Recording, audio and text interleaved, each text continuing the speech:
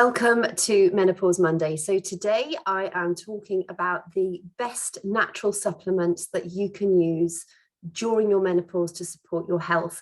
Now, I think it's really worth noting that a healthy, balanced diet is likely to be giving you the majority, if not all, of the vitamins and minerals that you actually need to take on a daily basis. Taking supplements is not a cure-all. I think if you can get it out of your diet from the food that you eat, and some of the things, there are herbal remedies that I'm also going to share today with you, but primarily the majority of the supplements that people take, you can actually get it from your diet. Now, obviously, as we go through the menopause, there are certain things you might become more deficient in, like calcium, like magnesium, like your exposure to vitamin D, your sleep suffers. And so what I'm suggesting for you today is to things that you may want to consider adding short term in order to see if you get a benefit from it. If you have serious concerns about inadequacies or deficiencies in your diet, you should definitely go and see your doctor. I am not a doctor. All I'm doing is sharing my personal journey of menopause, and also with my background in healthy living, the knowledge that I've learned as a result of that. If you have any concerns, you should definitely see your doctor. And if you're considering taking supplements long term, I will highlight the ones that you want to be really careful not to overdose on. Then just make sure that you're taking a very pragmatic approach to it. If you're going to add something, it should be a short-term add, and you want to be looking to get the majority out of your lifestyle. And I will be sharing the sort of top food sources for you to get those various supplements that you might want. So, right, let's dive in. I think weight gain through menopause is one of the main issues I hear with ladies who are either joining my fit community or just in general in life. It's something I noticed that when I started to go through the menopause, I'd always had a slim belly, and all of a sudden I started to feel very barrel-like, and the stuff that I was doing was not working any longer. So I've actually changed. I've reduced the amount of exercise I do. I do it more intentionally, so it's much more focused activity. And I've also changed, I suppose, the portions on my plate to a degree. Certainly prioritizing veggies, green leafy vegetables, but weight gain we have to look at it from a multi-pronged approach, because it's not just what you're eating. So yes, there is the argument for calories in versus calories out, so calories in versus calories burnt, and but I don't want you to confuse that with a calorie controlled diet. When you're counting calories like some of these weight loss programs do, it doesn't give you a true reflection as to the health value of that food. It just gives you an energetic calculation. So, I say it again and again, but a donut versus an avocado, a donut's probably got fewer calories, but it's going to set a whole negative reaction off in your body. An avocado, it's a healthy fat, it's probably more calorie dense, but it's going to help you burn fat rather than put fat on like the donut will. So just counting calories in and of itself is not a particularly useful thing to do. Restriction is not a useful thing to do, particularly during menopause. We need to be supporting our hormones, or the change in our hormones. Restriction sucks. It's very difficult to maintain long term. It's about crowding out the bad with the good and taking like a few helpful steps every day to maybe introduce a new healthier behavior and crowd out a not so healthy behavior. You'll find also, once you get your nutrition on point, your cravings vanish. You'll have more energy. It's amazing. I think we all think, oh, exercise to lose weight, but actually what you eat has such an important element in how effectively we lose weight, and how we then keep that weight off. And so I've still got COVID, and my brain feels like it is so full of cotton wool. It's just, I'm finding it really hard to even string two thoughts together. So just bear with me. But this is a really jam-packed video of tips and tricks that you can use, supplements that you can add. And then at the end of the video, I'm also going to give you just a sort of like a few warnings, because certain supplements you want to be taking them at different times of the day to others, because they can sort of interact with each other's or conflict in the body's ability. They can upset the body's ability to actually absorb those nutrients. So yeah, just bear with me. So weight loss is a multi-pronged approach. We need to be looking at stress reduction on the whole, because particularly if you're talking about belly fat, the fat around our bellies has 4 times the amount of cortisol receptors than any other part of our body, which means that when you're stressed, that's when you're going to hang on to fat around the belly in particular. Also, when we are going through the menopause, we tend to sleep not so well, because we might be having hot flushes, we might be more irritated, we might be getting those sensations of anxiety and panic suddenly coming across us. It is such a volatile time of our life, and I think we really need to give ourselves some grace. And I think it's also important, you know, if you have significant others that are thinking, oh my God, she's turned into a dragon, what's happened? Show them these videos, because it's really important that your significant other understands and can help you, rather than you feeling you are fighting a losing battle, because it's really hard when you're going through the menopause with your hormones all over the shop. Suddenly you're feeling anxious, suddenly you've got a hot flush, suddenly you're putting weight on, suddenly you're not sleeping well, suddenly food tastes different, suddenly you don't realize the person that you are. And then if you've got a partner who actually isn't really on board and isn't understanding you and supporting you properly, well, that makes it a whole lot harder. And that's going to increase your stress levels, which is also going to lead you to hang on to more of that belly fat. So the other thing that you need to do with weight gain is to prioritize sleep. Now, I know that's easier said than done, but even if just coming out of COVID, when I was first diagnosed, my nighttime was awful. That's when I felt really poorly. My joints were really sore, or I was feeling cold, or I was feeling hot, or I was feeling twitchy, and it was just like, ugh. So, but by going to bed, I mean, I've got to bed by 7:30. So I thought, well, at least if I've got a good sort of 12 hours when I could technically be lying down and resting, it's better than, you know, sort of shooting myself in the foot and only giving myself 7 hours in bed. And when those sleeping hours are not going to be so good. And yeah, I know not all of us, it's not practical to go to bed at 7:30 at night, but I'm just suggesting maybe turn off the television an hour earlier, maybe have your dinner a little bit earlier so that you can get to bed earlier, and it just gives you a bit of longer time in bed. And you'll find also that sometimes you only need to do that for a week or two, just so that you can get your sleeping back on track.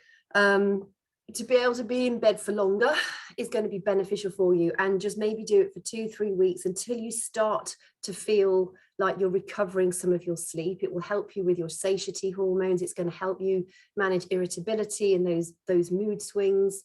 I mean, when we're asleep, that's when our hormones do what they need to do, and that's when our bodies repair. So it's really important that you do allow yourself to sleep. I think out of everything, even though it's not necessarily a supplement, we need to treat our sleep like one of the most important things we can do for our bodies.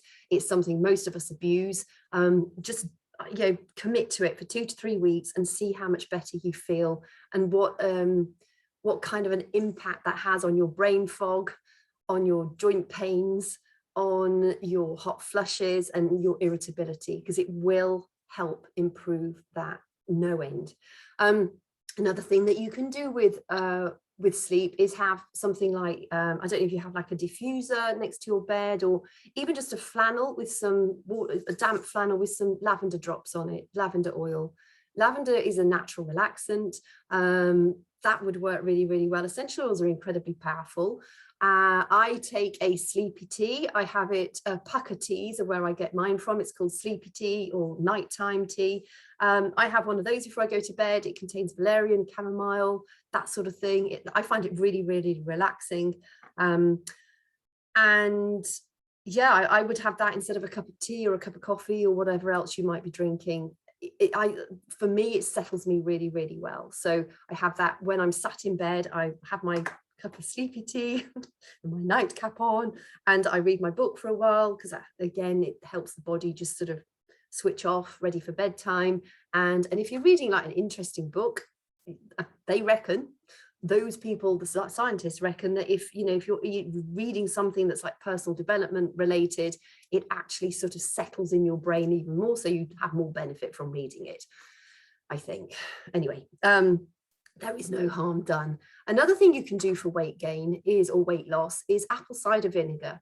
Apple cider vinegar I have every morning. I have a pint of warm water with probably about a tablespoonful of apple cider vinegar in it. You don't want to take it neat because it will damage your tooth enamel. It can be, if you've got like digestive problems, it can make your tummy worse. If you're on antacids, you probably don't want to be taking apple cider vinegar, but maybe mention it to your GP or your medical advisor first, because apple cider vinegar, it's got so many health benefits, but with certain medications it can interfere. Also, if you're on low potassium, or if you've got low potassium, you shouldn't take apple cider vinegar. And if you are on insulin medication, you should not take apple cider vinegar. But for the majority of us, it's going to help. It does help improve your digestion, and it can help to reduce your appetite. It also has various trace elements in it, which are really, really good for us. So I swear by it. It's also really good for joint pain. I will come back to that when I go into the joint pain aspect of this. So yeah, apple cider vinegar is a really, really good one. Kombucha, again, fermented or fermented foods on the whole. I mention them here because, again, weight gain, if our gut bacteria is not working properly, so if we haven't got a healthy balance of healthy bacteria in our gut, we don't get the nutrition from the food that we're eating, which means that we might be eating more than we need to be because we're still feeling hungry because we can't absorb the nutrition effectively. So you want to be adding things like sauerkraut, kombucha, kimchi, tofu, all sorts of apple cider vinegar is fermented products, which are going to help support your gut flora. And when your gut flora is on point, it also helps your mood. 90% of our serotonin, our feel-good hormones, are created in the gut. 50% of our dopamine, our reward system, our reward hormones, are created in the gut. Our gut health is incredibly important on so many different levels. You'll find also that if you're feeling happier, you're less likely to comfort eat and emotionally eat. So gut bacteria, probiotics. So if you can eat, like live yogurt that has got the bacteria in that survive the trip through the digestive tract. Some of them don't. And also make sure that there's a lot of these live products on the market that cost quite a lot. Check their sugar levels. Some of them really, really high in sugar. I have a Greek yogurt on my oats every morning, and it's the Greek one. I don't even know how to say it. It's 0% fat, no sugar or anything like that, but it's got the live lactobacillus, and I also have the live probiotics in the superfood shake that I have every day.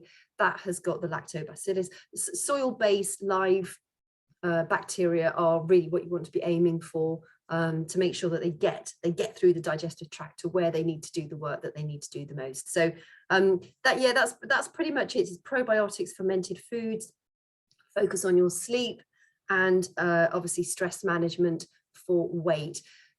Also, when you plate up your food, maybe use a smaller plate, because our plates have got massive, and it's just like, oh, I've got a spare inch there, perhaps I better put something else on it. Either make your plate smaller, which are naturally going to mean you're going to eat less, but make sure that when you plate up your food, half of it is vegetables, and ideally green leafy vegetables. You ideally want to aim to eat a sort of range of colors, sort of eat the rainbow. Harder to eat the bluer ones, but things like beetroot, blueberries, and raspberries to a degree. Aubergines are great, but really try and make sure that you're eating a good variety of the dark leafy greens. Cruciferous vegetables are great if you're menopausal, and also the bright oranges, the sweet potatoes, the carrots, the squashes. They are really high in, the vitamin A, C's, the beta carotenoids, that sort of thing. So make sure you're getting a really good wide range of colors on your vegetables. If you can eat more veggies, the chances are you won't need to have any of these supplements that I'm mentioning. But just want to put that out there, that what we eat is incredibly important for us. Just on digestion, magnesium actually is known as like the calming mineral, but it's also really good. It helps to calm our digestive system. It keeps things moving. So it's really good for our gut motility. So if you suffer with constipation, it might indicate that you may have a magnesium, lack of magnesium deficiency. Told you my brain was all over the shop. While I've been off with COVID, I never normally take magnesium supplements, but I have been taking them daily just to try and make sure that I'm getting the sufficient magnesium. If I'd been iller for longer, I would also have had a potassium supplement, just because I wasn't eating that much. My appetite went, and I think magnesium and potassium, if we don't eat enough green leafy vegetables, those are the two that we tend to be deficient on quite regularly. And so I would have also added a potassium supplement to my daily supplements, but magnesium definitely I started to take. There was one night I had terrible cramps in my legs, and started taking magnesium the next day, and the next night I could feel maybe it was going to start the cramp, but it didn't. And then since then, because it does have a cumulative effect as well, it's the sort of thing you want to be taking for a little while to get the long-term benefit from it. I've noticed it's made me feel a lot better, but magnesium also can be really good for our digestion, and just make sure that sort of things are we're keeping things moving properly. Magnesium citrate is probably the best one. Our bodies, there are various types of magnesium, but magnesium citrate is probably the best one, because that's very easily absorbed by our digestive system. And they reckon the RDA is around about sort of 300 to 400 milligrams a day. I also remember that if you are eating vegetables and fruits and magnesium rich foods, the chances are that you're probably not going to actually need to take too much in a supplement, because I think we think, oh, RDA is such and such, well, maybe I must make sure my supplement has that amount. If you're actually eating a normal, healthy, balanced diet, you just need to supplement what you're naturally getting from your diet. So just be aware of that. It's one of those things. I think it's very easy to fall into that trap of thinking, oh, I really should be eating more or having a larger supplement dosage, where actually, in actual fact, you don't need to, and you may even be taking more than you actually need. Foods high in magnesium: dark chocolate, green leafy vegetables, avocados, nuts, seeds, legumes like chickpeas, lentils, that sort of thing.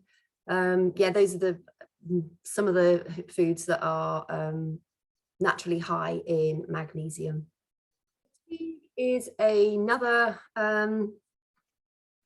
symptom that I hear a lot in menopause, and fatigue can be obviously caused by a lack of good sleep, long-term good sleep.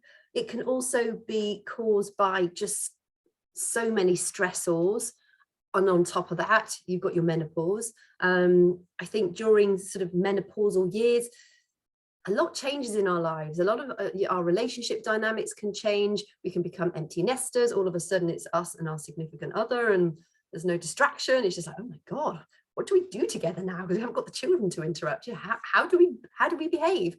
Sometimes it's just like, I actually want more from my life. And a lot of change happens when we are menopausal, externally as well as internally. We can be caring for elderly parents.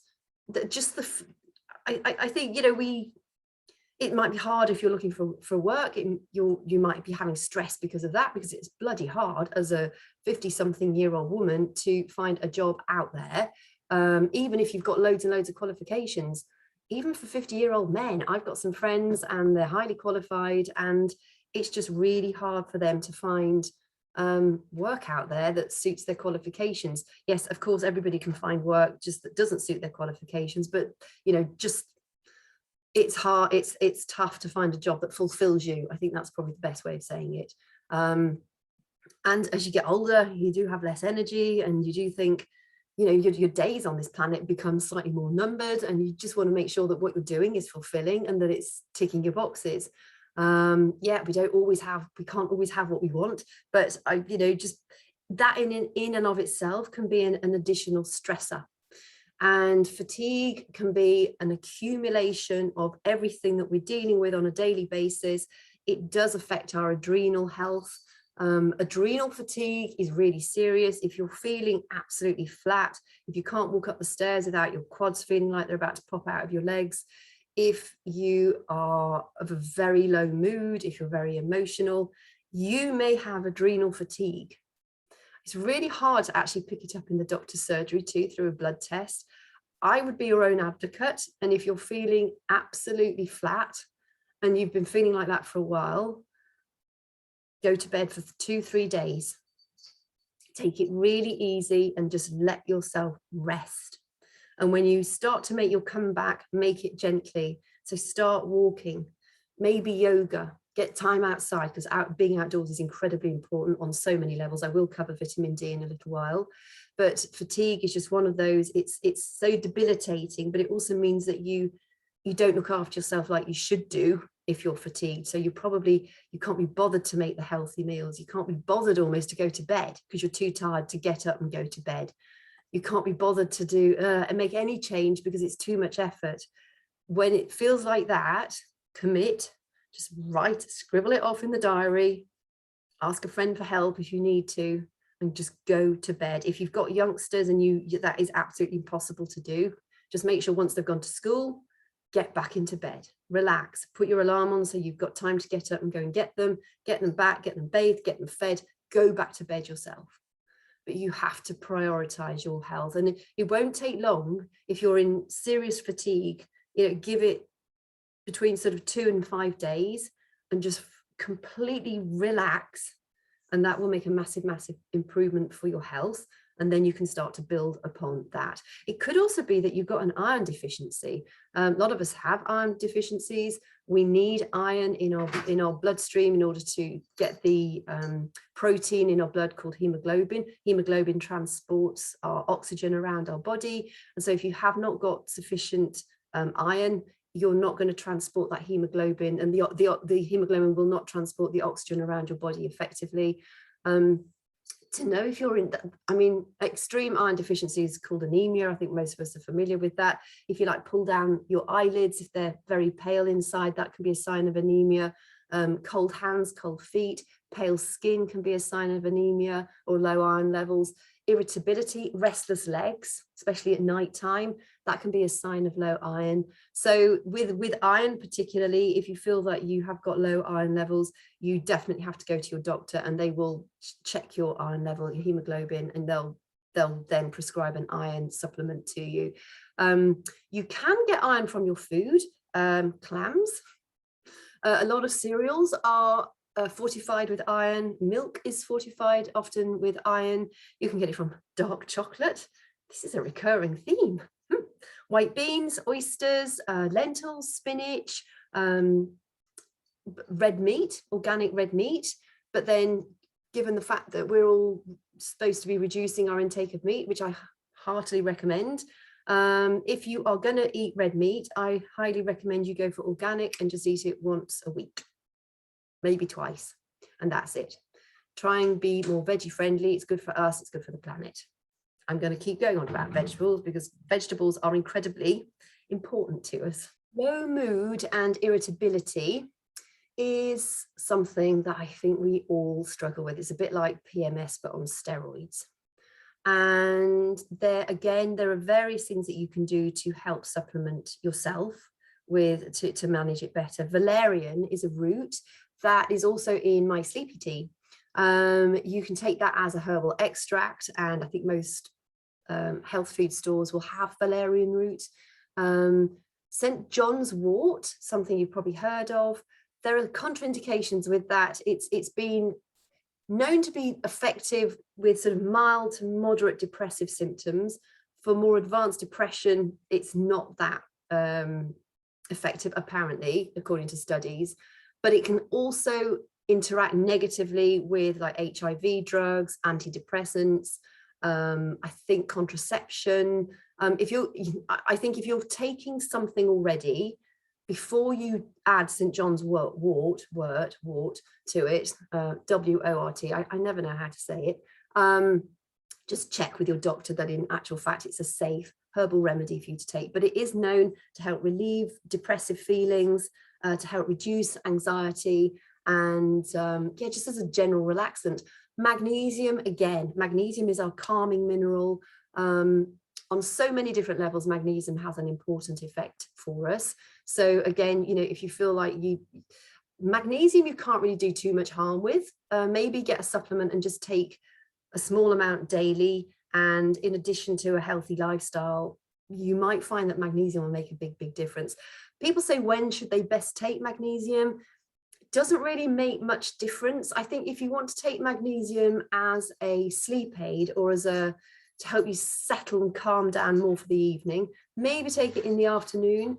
There are indications that with various things that you shouldn't take magnesium with, and I'll discuss that at the end. You know, for instance, while I've been poorly, I've been taking an oral vitamins, of course, I've not been sticking it in my bum, vitamin C and zinc. It's one of those that melts in the water. And I've been taking that twice a day. So half a tablet in the morning, half a tablet in the afternoon.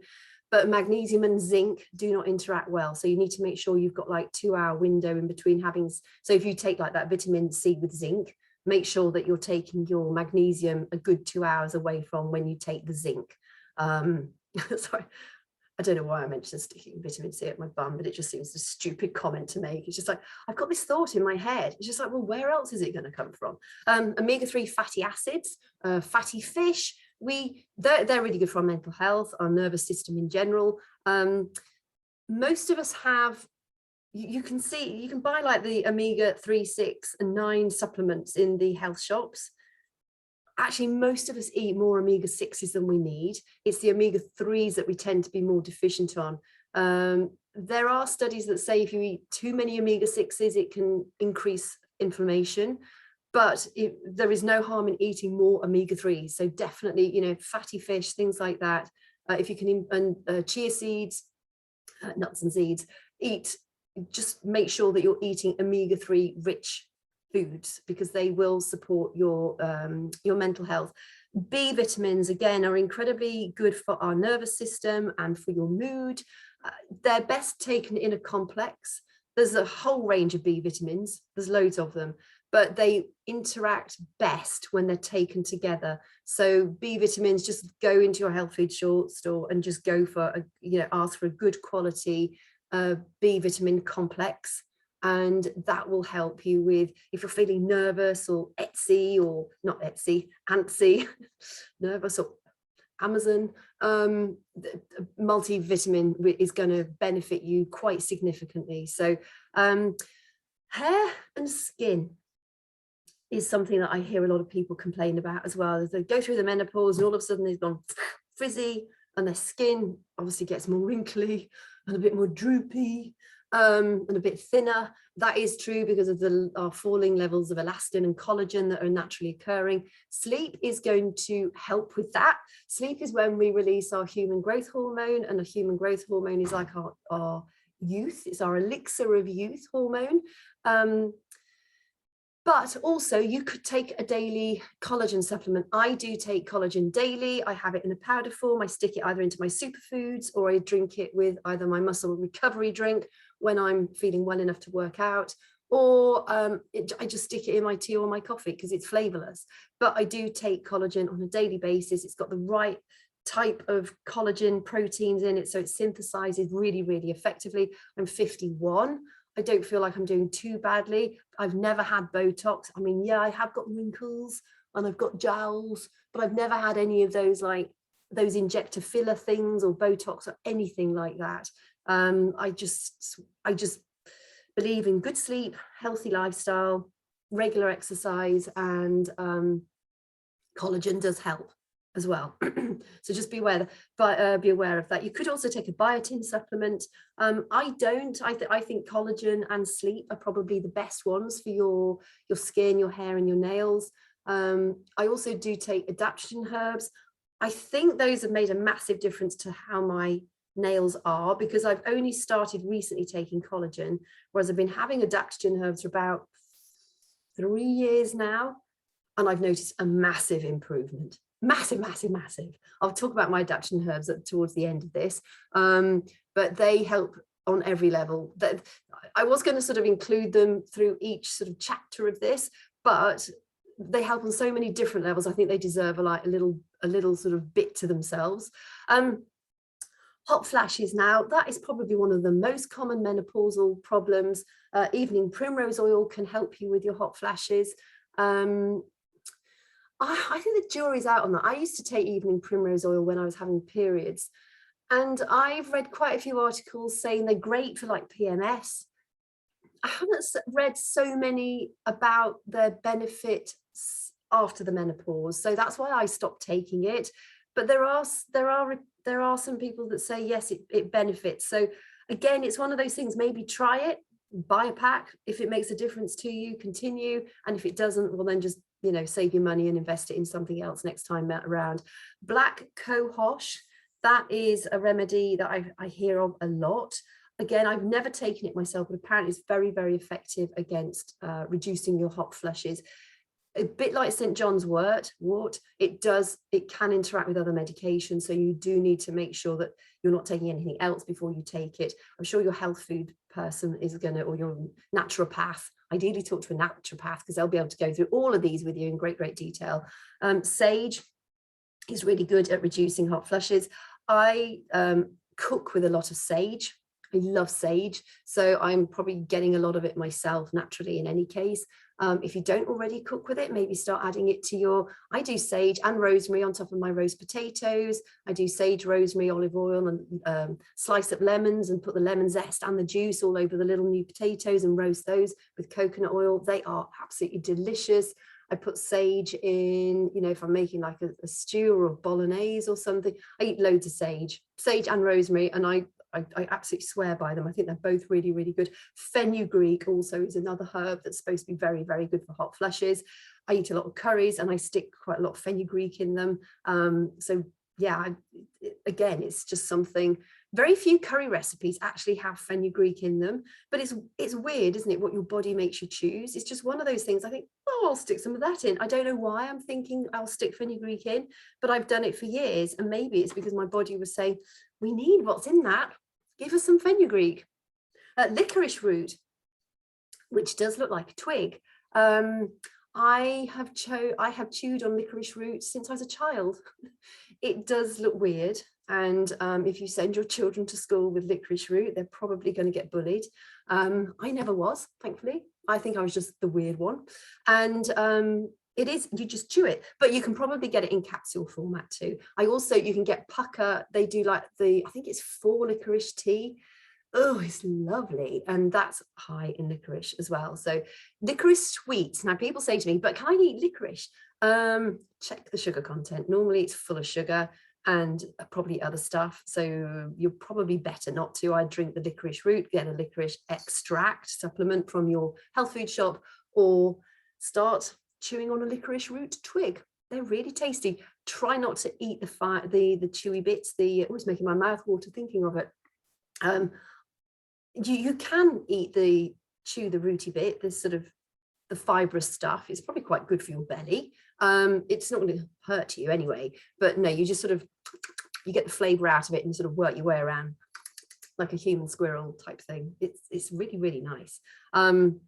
So next, I'm moving on to joint pain now. This is something that I have had quite considerably recently.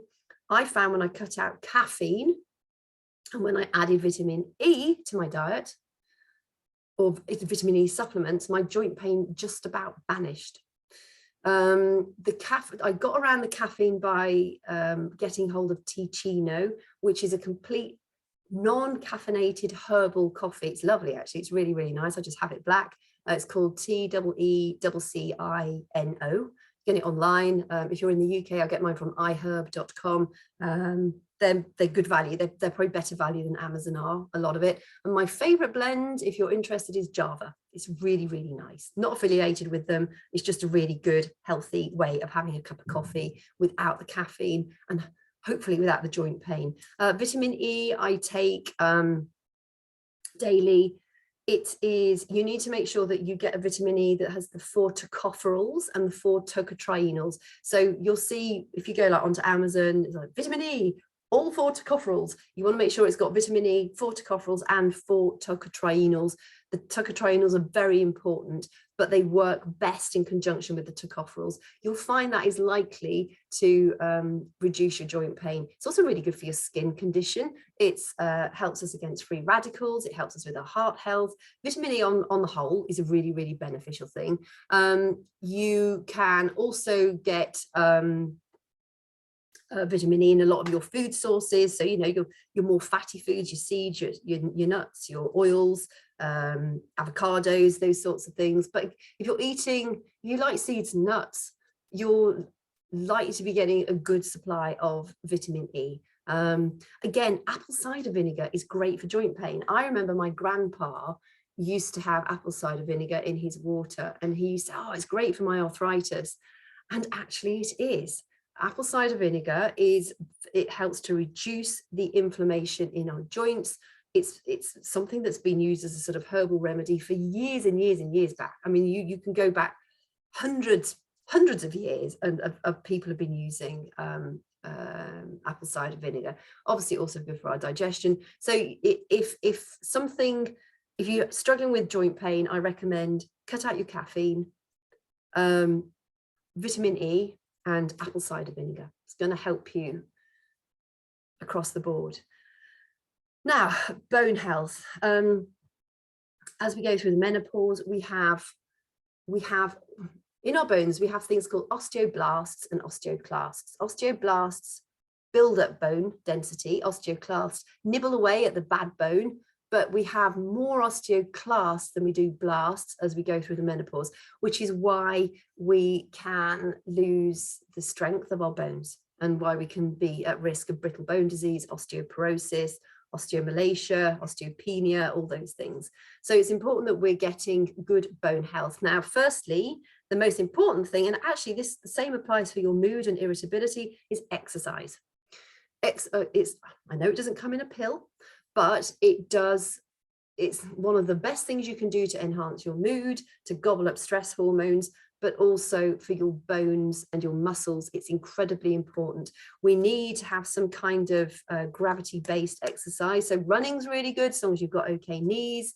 Swimming and cycling, no, because you haven't got that gravitational force on your bones. Weight training, strength training is incredibly important for our bone health as we're getting older. But we also need calcium, phosphorus, magnesium for our bones. Vitamin D, incredibly important. So calcium is one of those supplements that if you overdo it, you can quite negatively impact your health. And most of us really should be getting calcium, our sort of dietary needs, from the food that we eat.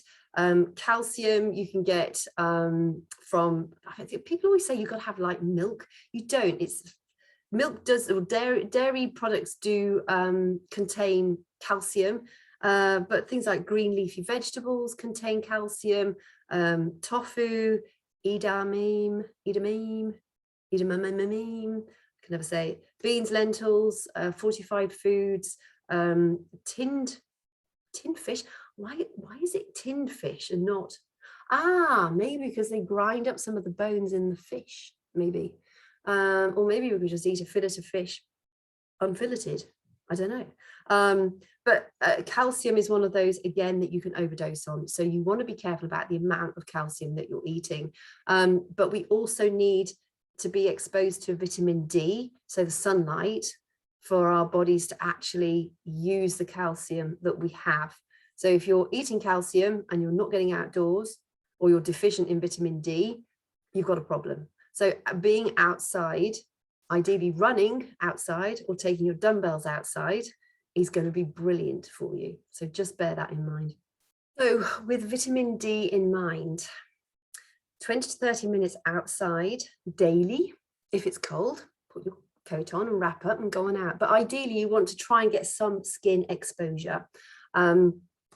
Vitamin D is absolutely vital for our cardiovascular health, our mental health, our immune function. It has so many different benefits for our bodies. And some people say, well, what's the difference between vitamin D and vitamin D2 or vitamin D3? Actually, vitamin D in and of itself is a little bit of a misnomer, because vitamin D is either vitamin D2 and vitamin D3. There isn't just vitamin D. That's kind of the umbrella term for it. Vitamin D2 is what you get from things like mushrooms, which are very high in vitamin D2.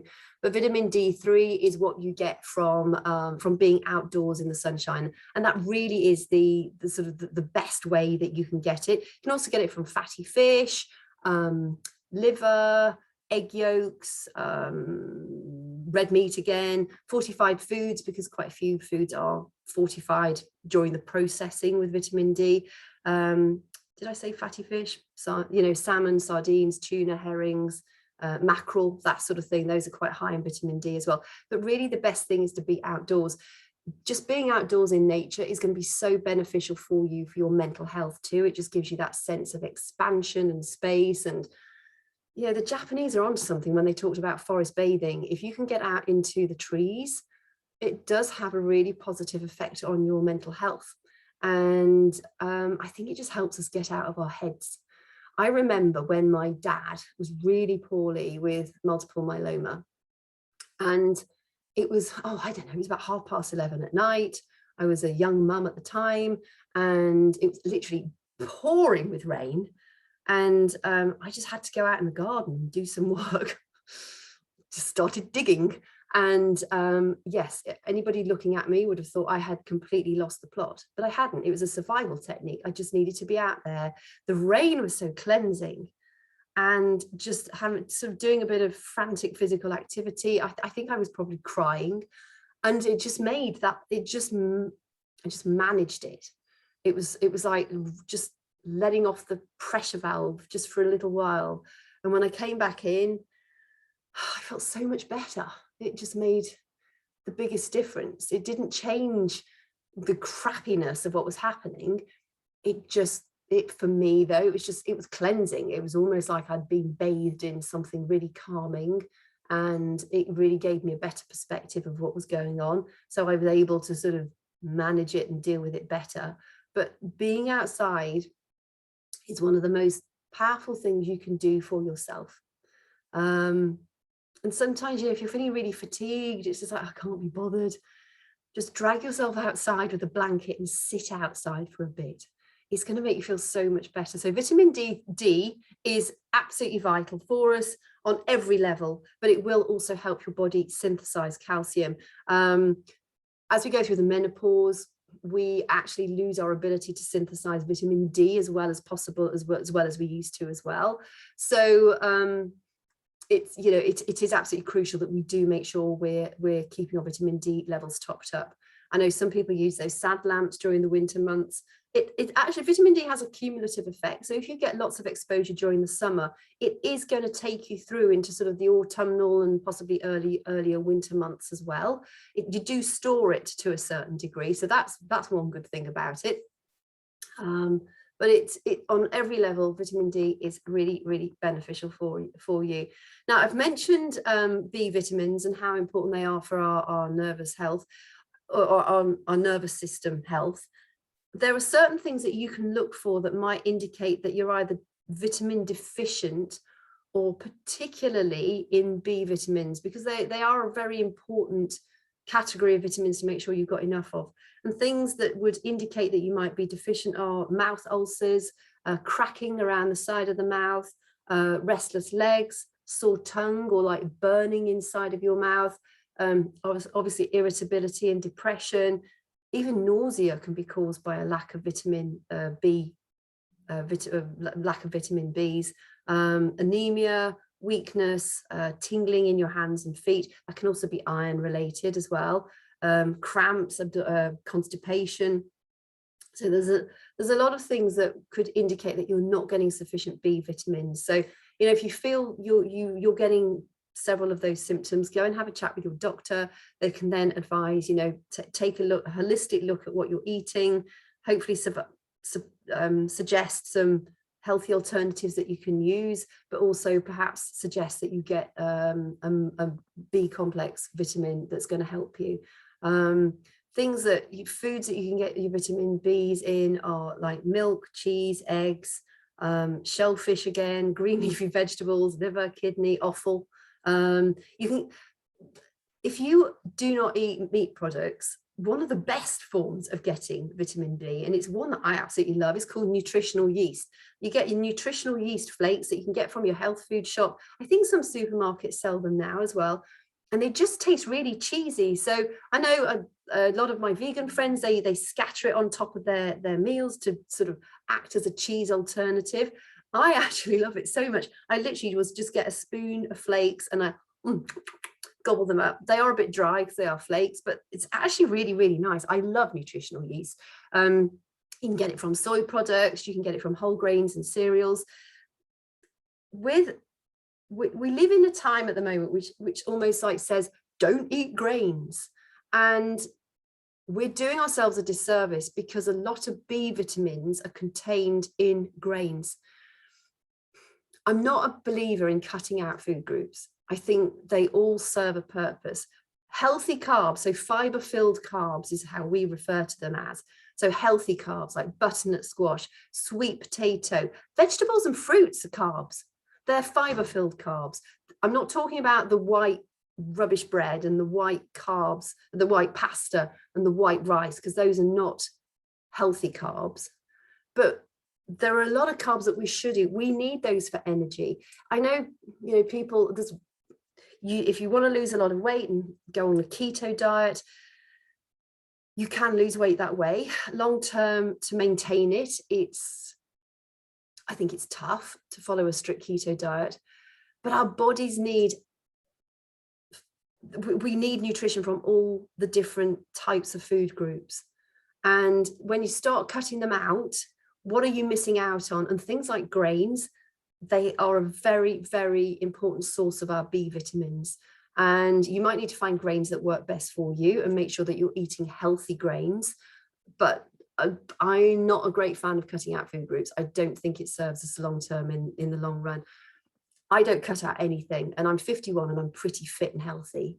And I like my wine as well. I don't live this religious kind of chicken and broccoli and water life. I like my food. I don't really eat sugar. I don't eat processed foods. Occasionally, I might have a fillet of fish from that place if I'm really, really like starving and I feel like I just want one for a change. I have to say that probably is once every 3 years. I just don't eat processed foods, and it works. I've got loads of energy. I'm healthy. I'm fit. I'm a healthy weight. I'm happy, and I think that's largely down to my lifestyle choices. Not here to like ring my own bell, but here is a working, living example of somebody who never cut out a food group and enjoys balance on every level. It is completely doable. I do not restrict. I love my food. I eat loads of food. I just eat the right food. I don't fill up with the cream and the sugar and the sweets and the cakes and the biscuits and the crisps.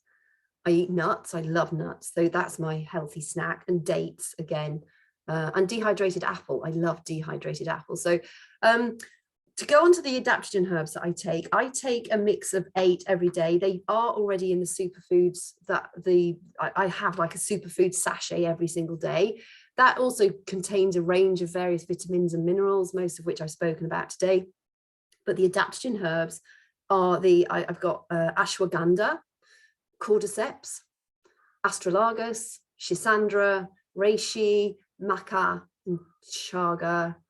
And there's one, what's the other one? It'll come to me probably. They are not swear words. They are incredibly good, beneficial for us. The power of adaptogen herbs is that they help you manage stress. So with hormonal balance, they're brilliant, but particularly for our cortisol. So people who say, oh, I really want to lose my belly fat, it's just like, you've got to have the superfood shake. It is going to make such a massive difference to you. It's going to give you long lasting energy. It's going to help you get rid of your belly fat, as well as promote your health on every single level. So those are the adaptogen herbs that I wish I could remember the 8th one. It doesn't matter. They're all complicated names anyway. Message me if you want to learn more about those. I also take daily digestive enzymes in my superfoods. That contains enzymes to help my gut flora, but also pre and probiotics. So the prebiotics feed the probiotics, which are the healthy bacteria. And like I said earlier on, if you can get your gut health on point, you're winning it with your mental health. It makes a massive, massive difference to how much energy you have, your gut motility, so whether you're constipated or not, whether you get bloating or pain or cramps or not, but also how you feel, how happy you feel, how optimistic you feel. Gut health is absolutely crucial.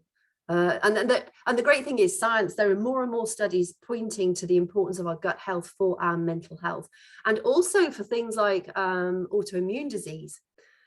When our gut health is not great, we can have leaky gut, which can then lead to all sorts of inflammatory disorders, which can then long-term lead to autoimmune disease. We want to have a healed, healthy gut. So, you want to be focusing on your gut health, prebiotics, probiotics, digestive enzymes, and support your gut with lots of good water throughout the day, lots of sleep so that your body can heal. But make sure you're getting the pre and probiotics. Reduce your sugars or cut them out. Cut out processed food ideally, or if you can't, just reduce it significantly and just use it as a treat. Eat dark chocolate, because as we've seen, lots of good things are in dark chocolate, and you want to be looking at 70% solids plus. Most nights I have a cube of 85% cocoa solids dark chocolate. True, if you're eating dark chocolate as your treat after your meal, and it's very high percentage cocoa, only have 1 cube, because it's also quite high in caffeine, and you'll find it will have a negative impact on how easily you can go off to sleep. So next thing, do not mix calcium, magnesium and zinc together. They do not work well together. And also vitamin C can stop your body from absorbing B12. So maybe have your vitamin C and zinc earlier, and then maybe have your magnesium and your B vitamins later on during the day. That's what I would do. Vitamins A, D, E, and K, ADEC, A, D, E, and K, are fat soluble, so that you need to have some kind of fat. You don't need a lot of fat before you have those. So I have a little spoon of almond butter. I love almond butter. And so when I'm, before I take, I don't take those supplements, but if I were to take those supplements, I would take them in with a little bit of almond butter first and foremost. So just in summary, the ones that I take through COVID, I've been taking vitamin C with zinc, magnesium. If COVID had gone on for longer, I would also have added potassium, and my daily adaptogen herbs and my daily digestive enzymes, which are part of my superfoods bundle, my sachet. When I'm not, and collagen. When I am not ill, I'm just taking my superfood shake, because it does have a range of vitamins and minerals in it, but it also has the digestive enzymes and those adaptogen herbs. And I think those adaptogen herbs are literally ninja for the menopause. And a vitamin E I take for my joints, apple cider vinegar in the morning. Rosemary and sage I cook a lot with. I add fenugreek into my curries, and like I say, collagen daily as well. And that's it. And I make sure that my plate has got lots of green leafy vegetables on it, and that menopause also a healthy snack. I mentioned dates earlier, but dates are a really, really good healthy snack for menopause, because they contain a trace element called boron.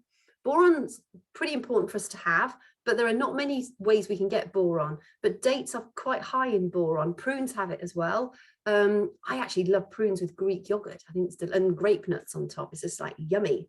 But if you want looking for a healthy snack, I have 3 dates in the afternoon. I have my superfood shake and I have my 3 dates, and that is my sort of 2:30 to 3 o'clock snack. and it keeps me going through until dinner time.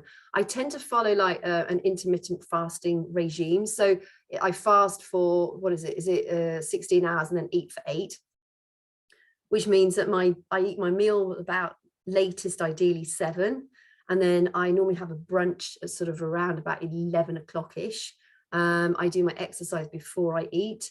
I do have my pre-workout drink, and whether that would break my fast, I'm not entirely sure, to be quite honest, but I seem to work really, really well on it.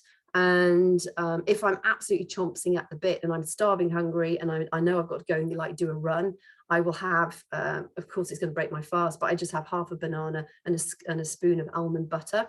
And that works really, really well as well. So largely I follow that intermittent fasting rule. It works really well for me. I think you have to just be mindful of the fact that you have to find what works best for you.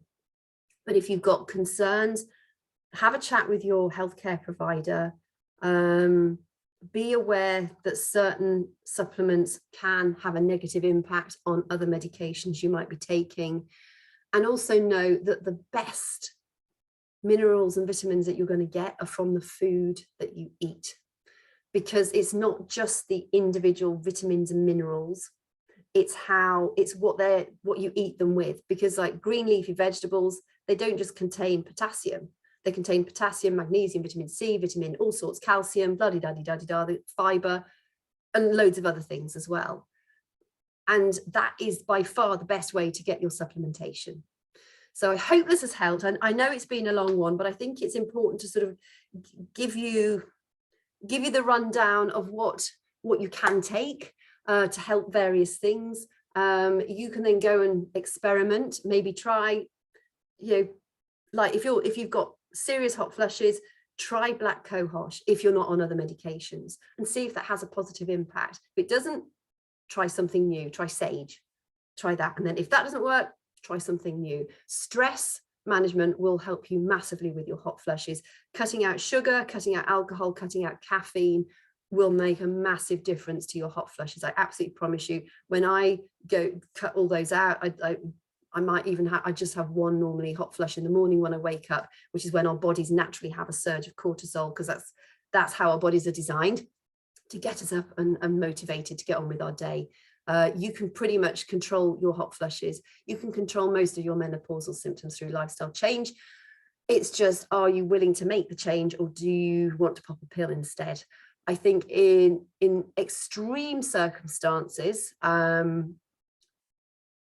go with lifestyle change and maybe some supplementation to help you. If I could choose just one thing to help you, I would say Adaptogen Herbs. Make sure if you're going to go and get your own Adaptogen Herbs, they have to be grown. You have to source them from the country of origin, because China mass produce them below the vegetation line and they're a lot cheaper, but you might as well just chew on cardboard. They do not have the efficacy that the ones in Peru and Chile have, because they are grown way above the vegetation line, which is how they get their adaptogenic properties. You need to be using the ones that are grown in there, properly, not the mass produced bulk stuff. If it's cheap, just leave it on the shelf, because you're just wasting your money. The Adaptogen Herbs, they will cost you a little bit more, but they will make a massive, massive difference to your mood, your hormonal balance in general, your hot flushes, and a myriad of other things as well. So thank you for hanging on in there with me. I know it's been a really long one. I do appreciate your time. If you found this helpful, please give me a thumbs up. Subscribe so you make sure, I think it's that side, bing, so you don't, or hit the playlist so that you don't miss any future episodes of Menopause Monday. And if you've got anything specific that you would like me to comment on or do a video on, just send me a message and I'll be glad to add it to my little list of Menopause Monday subjects. Catch you soon.